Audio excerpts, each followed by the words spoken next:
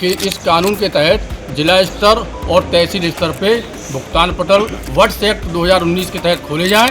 Words act 2019 को 180 दिन के अंदर पेमेंट देने का वादा किया है इस कानून के तहत। देश में कानून ये 2019 में बनाया गया, लेकिन इसकी अनुपालना अभी नहीं हो रही है।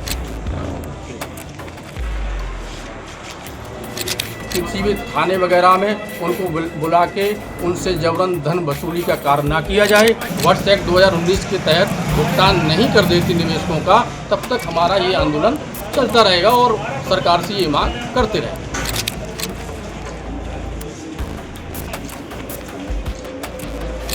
वीरेंद्र कुमार चतुर्वेदी, ठगी पीड़ित जमाकर्ता परिवार तबजब संगठन, राष्ट्रीय महासचिव। क्या मांगे हैं आपकी? हमारी मांग है कि जो विभिन्न देश में जो है विभिन्न कंपनियों और क्रेडिट कोऑपरेटिव सोसाइटियों में लोगों का, निवेशकों का जो पैसा फंस चुका है, उस पैसे को वर्ड्स एक्ट 2019 के तहत भुगतान किया जाए। तो इसमें आपने क्या किसी को और दिए हैं एप्लीकेशन? जी, ज़िले में माननीय जिलाधिकारी महोदय और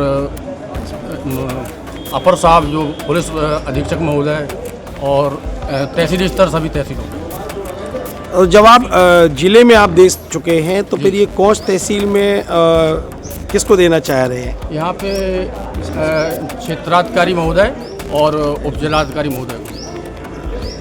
ये कार पे काम करना तो डीएम साहब के उस स्तर का है। नहीं, इसमें क्या है थोड़ा सा कि जो ये कानून है वर्ड्स एक्ट 2019 के तहत, इसमें सरकार ने सक्षम अधिकारी माननीय जिलाधिकारी महोदय को नियुक्त किया है और सहायक सक्षम अधिकारी माननीय उप जिलाधिकारी महोदय को नियुक्त किया है।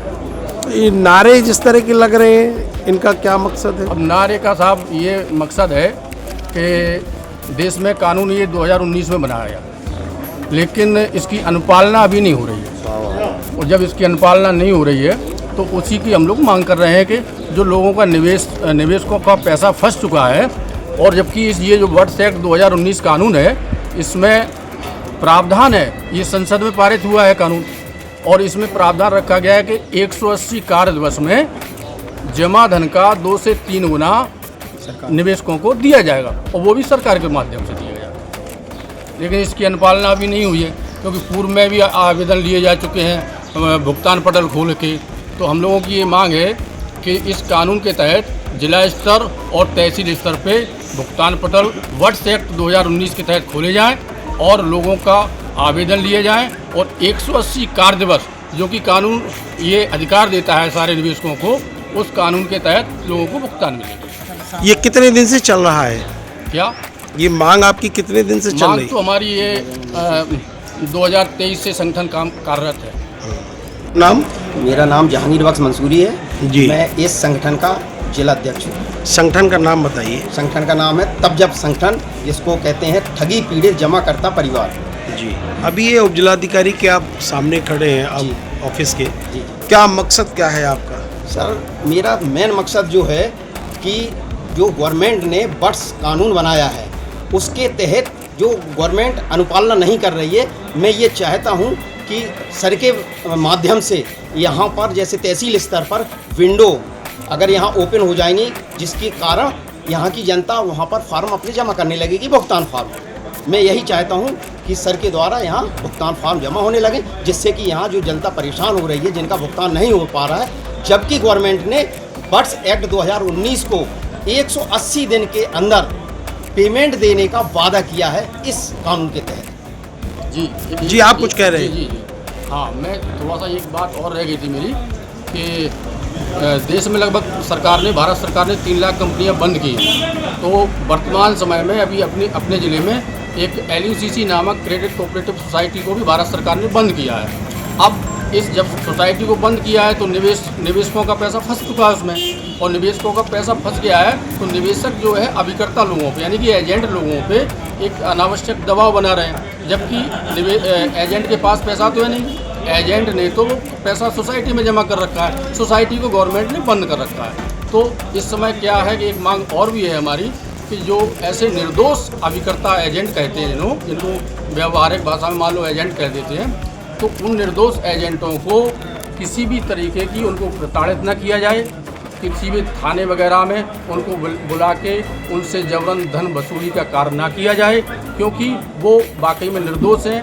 उनके पास पैसा तो नहीं है, पैसा तो उन्होंने सोसाइटी में जमा कर रखा है और अब सोसाइटी को भारत सरकार ने बंद कर रखा है। उसके लिए भारत सरकार ने कानून बनाया है वर्ष एक्ट 2019, जिसे अनियमित जमा योजनाएं पाबंदी अधिनियम 2019 भी कहते हैं। तो उस कानून के तहत ये प्रावधान है कि तहसील स्तर और जिला स्तर पे भुगतान पटल खुलेंगे, निवेशकों के भुगतान आवेदन पत्र लिए जाएंगे और इस कानून के तहत 180 कार्य दिवस में जमा धन का 2 से 3 गुना निवेशक को भुगतान किया जाएगा।